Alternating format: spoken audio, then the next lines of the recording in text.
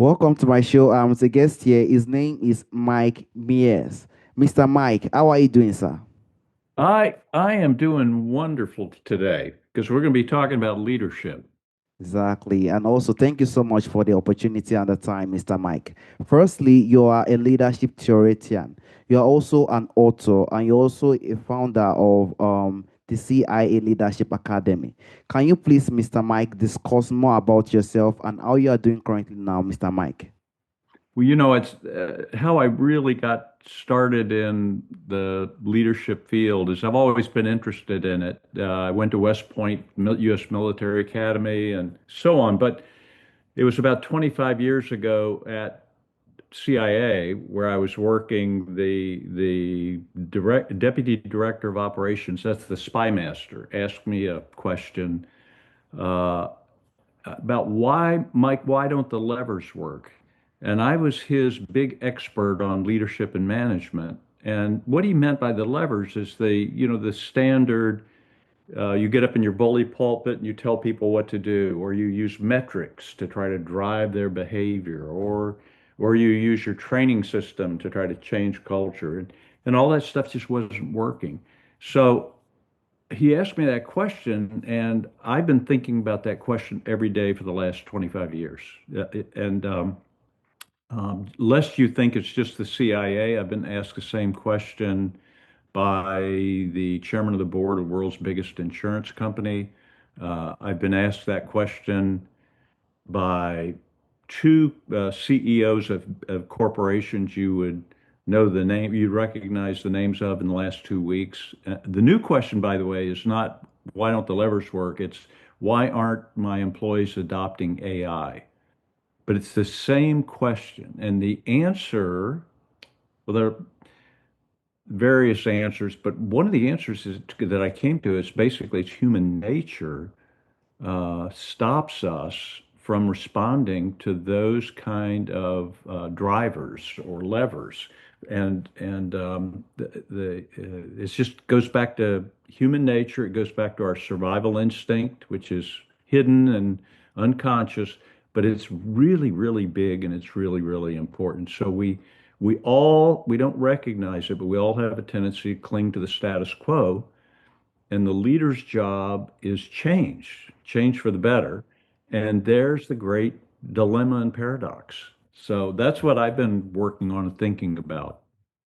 Yes, it's definitely not easy. When big questions like that definitely comes in, it's asked to come with some very important answers that needs to be, getting answers so that the development can also come in terms of leadership. We do know that leadership is something that is very important, and if someone could lead well, then definitely a lot of things will flow in its own way. And also, that's also dive me to the point of your book, Mr. Mike, certainty, Mr. Mike. Can you please, Mr. Mike, dive more on the book? Can you please discuss more on the book? And do you also plan to have more book in the coming future, Mr. Mike? Oh gosh, yes. The book it's called. I think the title was Certainty: How Great Bosses Change Minds and Drive or Promote Innovation, because that's a big hot topic now. And so I started working with a bunch of neuroscientists and psychologists on this question of why, if we don't change, and we don't, we cling to the status quo because it's safe. The brain thinks it is, right? And yet, you and I know people are capable of doing great things. I mean, we see every day, we see innovation, we see great art, we see all of these wonderful things. So, what happens between those two places? And what could the leader do to uh, in the workplace to cause people to change without pain? And that's what the book is all about.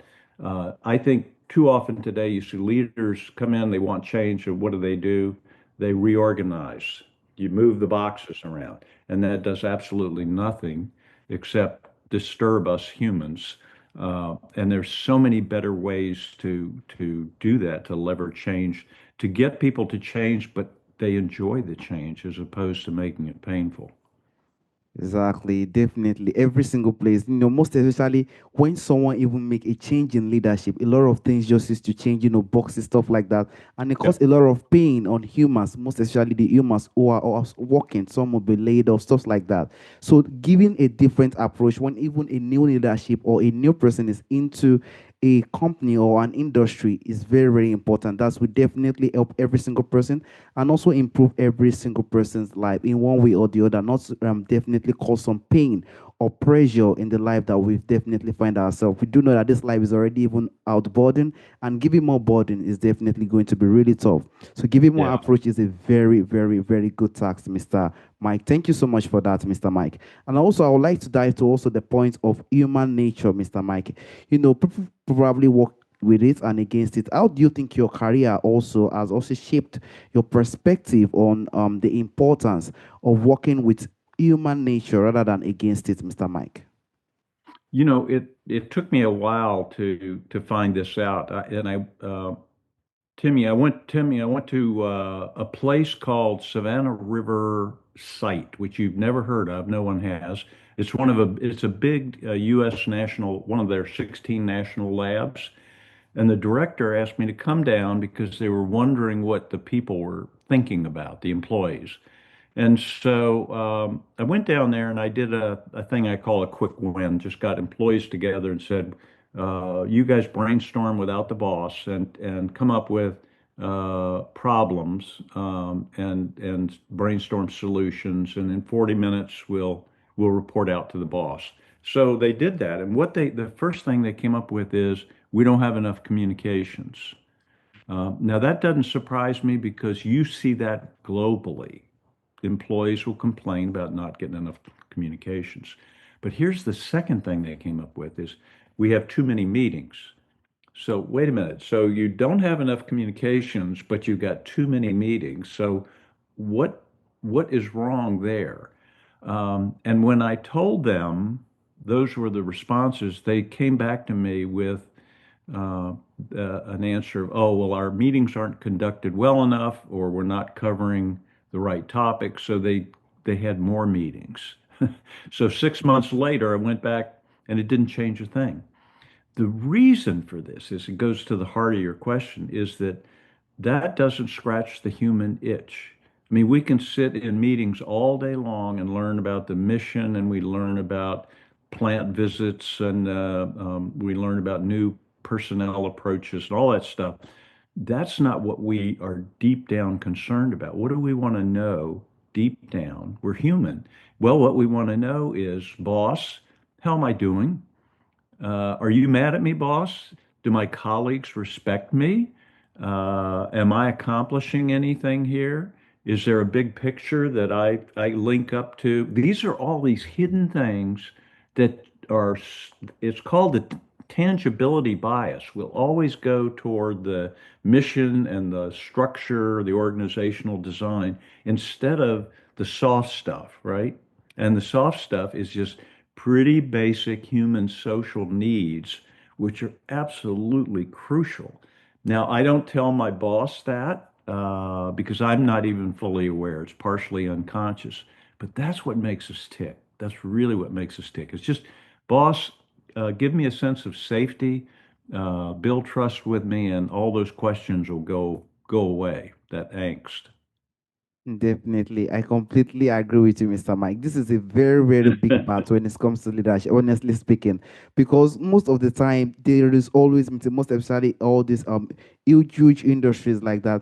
Constant meeting, constant meeting. Even sometimes the meeting most of the time is not always productive. They go again and again and again. And most especially there are some simple little things that one just definitely need to know. And it's just the updates, the social area. How am I doing? How is things going on with them? Am I doing what is right? What is needed for me in this time? And that's definitely save time. Even within 30 minutes, everything would have been solved because everybody know where he or she strength and weakness is, and everybody know what he or she needs to do. If he or she is not, probably the boss is angry with me. Oh, I'm angry. Let us settle this matter. And the situation is definitely solved. All those situations makes the unity really stand when it comes to the organization. Not having meetings that we just, cause, this one is angry with this one and nobody's saying anything about it. It caused a lot of issues when the time comes. So definitely, those little things are definitely very, very important for leader to definitely check on. And also people who want to get to into the point of leadership in the coming future is something that one has to be very, very aware of so that one can definitely give the development he or she need. And also, I would like to dive to the point of stress and burnout. We do know that burnout is a thing that is definitely a big part in our time today. Due to the rise in technology, every single person are more of busy than before. So, how do you think stress or burnout also affects a leader ability to access a point of empathy? And what do you think they can also do to try to recenter themselves, to not get to that point of burnout and stress? I do know you spoke about a area of, getting the social area, but what do you think there are Yeah. other things they can also check on? And what do you think are also the daily leadership, some daily habits that you think they can do that could help them help the empathy as a natural reflex instead of a forced thing that they need to do, Mr. Mike? I think this is one of the most important questions anybody could ask. And let me give you some examples of the stress in the workplace today. Um, before I talk about a little about empathy and how you can overcome it. But I talk to groups around the world, and I don't care whether they're Austrian businessmen or African managers or American employees. But I'll ask the question, what percent of your day is spent on email and meetings? And this is not formal, but I've asked 2,000 people this question. So they're just giving me their perception. And do you know what the average is globally? It's 85% of people's day is spent either on emails or in meetings. Now, how that leaves 15% of your day for building relationships with other people, for thinking big thoughts, for reflecting, and for getting the basic mission done. So that creates a huge amount of stress. And of course, the internet sped things up for us, computers sped things up for us, and AI will do the same. More and more stress. So what I've found is if you, I did an 8,000 boss study at CIA, looked at um, um, what are the behaviors of the really best bosses versus the worst. And as we pulled in these behaviors, we started clumping them into groups, and it was like a pattern. It was the steps were sort of do things that establish psychological safety. That was number one. Number two, then you can move and you can build trust. But you can't jump to trust without the psychological safety because you and I don't trust a boss who we feel unsafe with, right? Who we're fearful of. And then the third step was clarity, and that's two-way conversations, casual conversations, all that good stuff, and so on. But anyway, so the first step to answer your question was so simple. All it is saying hello to people in the morning, smiling at them, answering bids.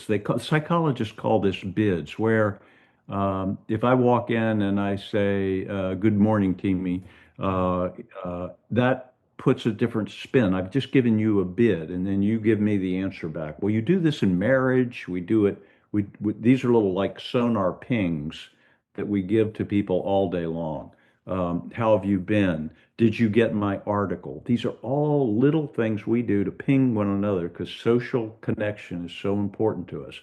So you have to do that in the workplace to reduce stress, basically, and it's you can do it also with something called check-ins, which we can talk about. But this is a great concept where you check in with an employee once a week, less than 5 minutes, and you simply, how are you doing? Anything you're stuck on? Is there anything I can help you with? What are you proudest of doing this week? Now that's a neat question, isn't it? And then the employee can respond, and what you could do is you could give praise back because it's probably something you're unaware of as a boss. So it's the on the front end, it's these very simple little pings or bids, as they call them, these simple little casual conversations that make you, the boss, and the employee have a closer relationship, and it's just a more human relationship. You can't do it through email. You can't do it through memos. It's got to be this personal, two-way conversation, casual. Yes, definitely. That shows that when it comes to leadership, empathy, love, and care is one of the main things that they have to definitely work on. A leader has to have this kind of empathy and care. We do know that there is a lot of Gmails one has to answer. There are a lot of Gmails, there are a lot of meetings that we need to check on. But if a leader can definitely have a sense of empathy, care towards his employees, I think things would definitely go on more easier for him because every single employees have more relationship with the leader. They have more belonging that they know that even if things are going wrong or right, I can walk up to my leader. Even if things are not meant to be done in the right way, I can walk up to my leader. And that is a very big advantage, to be honest, because issues in the industry or the company will definitely be known more earlier because there is more of relationship within the employees. So if there is a relationship, then information that is needed to give the answer and develop the company in a more better way will definitely come out very earlier. That is why empathy is definitely a thing that one have to definitely look on. And also, I would just like to jump back. Is some people believe that empathy might be something that makes leader too soft. Probably is it something that makes them too soft, or probably the type of people that emotionally. What do you think is your response to that misconception, Mr. Mike? Well, let me first prove your point on the importance of empathy. And I'm going to do it from psychology perspective, right? Back in 1943, believe it or not, the OSS, which was CIA's predecessor organization, um, discovered psychological assessments. They were the first ones to ever do it. And what they were trying to do is look for leadership skills in people who were in these teams that they would parachute into France. Because if you could get people with better leadership attributes, uh, then you're going to have better results, fewer deaths, everything. Um, so they cracked the code. Well, today companies like Gallup and Talent Plus are in the business of looking at people and assessing people scientifically and finding out what are their basic attributes. So, for example, I'm an old spy, as you well know, and I've gone through some of these assessments of both these companies, and my empathy level, as you might expect, is lower than any of your listeners right now, and certainly you. Um, but what they found is what makes a great leader, and about 8% of the people they have assessed in the workplace are what they call natural leaders. So the top 8% natural leaders, and then the people below that, you can get better. We can all get better. We can work on that and try to improve. But there's a bottom 25%. And this is the difference. Back to the empathy question. The the 8%ers, natural leaders, have drive, huge amount of drive to improve the organization through people. They have the proper amount of empathy to balance that drive. Mm. Because empathy is if you sense I have empathy, you will sense I have your best interest at heart. If I'm your employer, I'm not going to run over you. At least I'm going to take you into consideration when I'm making decisions, right?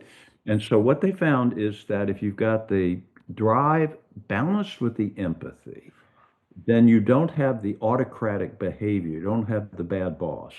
Other things were positivity. Obviously, optimism helps, and learners. They're not more creative, but they're willing to learn and listen. Anyway, there's all this package, but this empathy is very, very important, and it's interesting balance. It's not 100% empathy, which is what the people would complain about is you're too soft. If you had 100, if you were if that were your leading trait and you're really good at it, you probably should go into social work or nursing or something like that rather than management. But you have to have the proper amount, a full dose of empathy to really be a good leader because that gets rid of all this fear, the unconscious fear that I was talking about. I think you've got my interest at heart, so I'm willing to follow you. Exactly. It might not be 100%, but definitely empathy is one of the things that usually help a leader thrive. Amen. It gives that pleasure. The employee, if the employer realize that this leader has this kind of empathy and drive, everything follows. He or she has this calmness. He or she will consider anything he or she wants to do. He will consider that leader. Hope it won't affect. Hope it won't Yeah. damage this company. This man is not someone like that. People have that thing. Definitely, if they know that you are this type of person, they tend to treat that person in that way.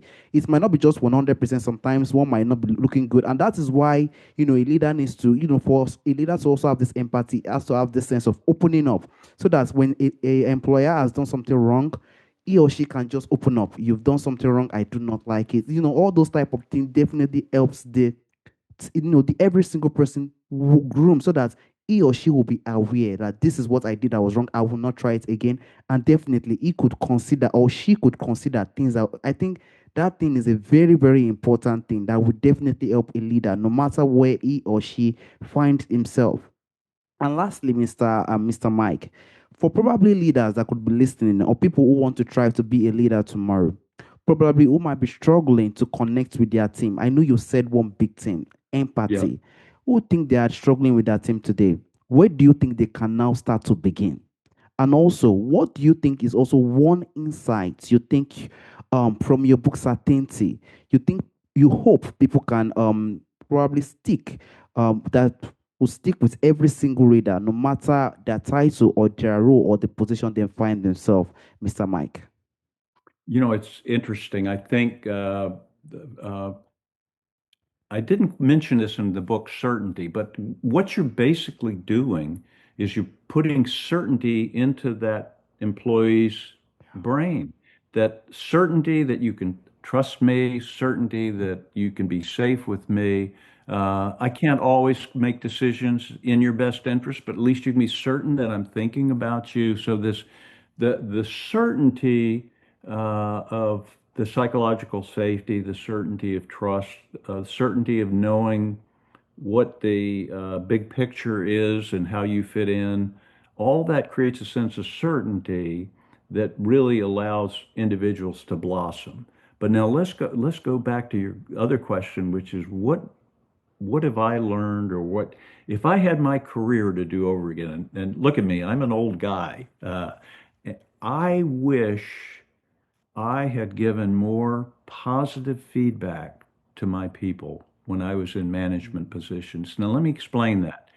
I always thought my A players, my B players, my really good employees knew they were that. Well, they don't. Everybody needs a dose of positive feedback periodically. And I'm actually talking with Gallup now. We're looking at this. I think, this is my theory, if I give an employee positive feedback, justified feedback about the job now, I'm not talking about positive feedback in general, but something specific to the job. I give them positive feedback. You remember all those questions we talked about that are percolating in people's unconscious of, boss, are you mad at me? And do my colleagues respect all those questions? When you give somebody positive feedback, all that stuff goes away. That stuff goes away for about a period of a week, it appears. In other words, positive feedback decays about a week. And then if you could next week come up with something to give them positive feedback again, that's the single biggest step, I believe. And it is an empathetic step, isn't it? Yeah. People like me with with not no empathy, don't I didn't mean to say, but lower empathy, I don't do it enough. because I assume they know it. Well, they don't. If I were more empathetic, I'd know that. So I would go back over my career, give positive feedback every week. Now, here's the last tip. You don't know, as a boss, you don't know every good thing your employee's done that week because you got multiple employees and you don't see them most of the day. So when you ask this little question of, hey, tell me about something you were proudest of doing this week. What was your proudest accomplishment? You're going to tell me something I didn't know, right? And all I got to do is turn around and say, "Attaboy, great job. I'm so happy you did that. Thank you." That's simple because we're humans, and this is, granted, it's all unconscious stuff, but it when you boil it all down, it's we're just human. And honestly speaking, that is very, very powerful. Human beings have that body. When someone Yeah. sees that kind of care, that kind of empathy, that kind of positivity, as you said, which is a very big thing that someone can definitely work on if Yes. one is having Yes. such situation. I think the other employees will definitely, I think it will solve a lot of things. It gives this kind of calmness because even I have to be honest with you, the employee will be like, how can a leader like this be asking me something like this? It's just we mean like the world to that person, and that person will definitely see it as something very valuable to do his our work, to do it in a way that would definitely satisfy the industry and also make it grow. So asking some very powerful, profound question, and it will definitely come from empathy, as you said earlier. And definitely what you've learned from definitely could be something that other people can definitely use to be Yeah. impacted and to grow in the life they've come for. And that is why Certainty is a very good book that would definitely help one to definitely get to a position to learn more when it comes to this perspective, when it comes to empathy and also leadership and human. We are all human, and definitely we do have Absolutely. the Yep. way we definitely live. And that is just how humans are. And that is the beauty of the discussion we've had today. There is a question I normally ask during the end of the show, Mr. Mike. From our forefathers, from our ancestors, there are a lot of beautiful things that do exist during our ancestral time that is missing in our time today. If there is anyone or anything you would like to bring back to our time today, Mr. Mike, what do you think that thing would be, Mr. Mike? I'd say two things. In the book, I talk about a character. His nickname is Otzi. This was a discovery in 1993 of a Stone Age man frozen in the ice on the Austrian Italian Alps, and what was interesting is when we do a lot of archaeological work in Africa, the trouble is wood decays after some period of years. So does cloth. So does um, any kind of leather. So when you do normal archaeology, that's you're finding pottery shards, arrowheads, things like that. But that doesn't quite tell. Well, when they found Otzi, they found everything, his clothing, his Wow. weapons, his medical pack that he carried around. So it's a great discovery. But what it showed me, I went to the museum where he's actually, you can see his body, and it was the most stunning, one of the most stunning things I've ever seen because it all brought rushing back to me how human he was. Mm. He had relationships with people in his village. You could see from his coat even different people had sewn different things, different stitching styles. So there was a sense of community, people working together. And I'm afraid that's a part of what we're losing today as work speeds up. We need to somehow slow down a little, reflect more, even if it's 20 minutes a week, but reflect more, and do good things for other people. It's about that simple. Definitely. We definitely hope it definitely comes back. And that is the beauty of the life that we are into. We are all human beings. And if we definitely treat each other with kindness, it will definitely get along with other people. And that is why greatness and good and empathy showing towards one another is something that we definitely groom the world. Community coming together to show this kind Yeah. of love and care is very important because if we lack it, it will cause a lot of issues when the time comes. And these are the things that is causing probably a lot of lack of leadership and a lot of bad companies even running down. And that's most of the time they might not even be aware that that is one of the main things that really cause the downfall of places like that. And that is why we need something that will make every single one of us show ourselves the kindness. If I show kindness to one person, it will definitely go to another person. And that is how the beauty of the life is. If we show the empathy, it will definitely go around. And that is how we can definitely grow and continue to do better things in the life we find ourselves. I also want to use this opportunity, Mr. Mike, to sincerely thank you for the time speaking on your book, Certainty, and also every person that are you being human being to learn more when it comes to empathy, when it comes to leadership, and also the life they probably find themselves. Thank you so much, Mr. Mike. Absolutely. And thank you so much. Wonderful chat. All right, so Mr. Mike, I sincerely thank you so much. Have a wonderful day, Mr. Mike. Bye bye.